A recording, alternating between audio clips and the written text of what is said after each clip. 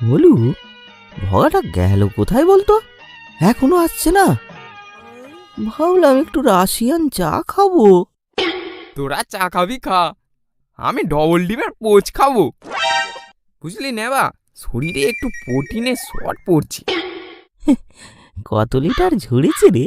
হ্যাঁ, আরে রোজই ভাবি মালটাকে একটু নাড়ানাড়ি করে ছেড়ে দেব, কিন্তু হয় না রে, সব ঝরে যায়। আরে তুই যদি সব কন্ট্রোল করে নিবি তাহলে তো মুনি ঋষি হয়ে যাবি। হ্যাঁ, বাদ দে বাদ দে। আরে পাগলা, বৃথা চেষ্টা করিস না।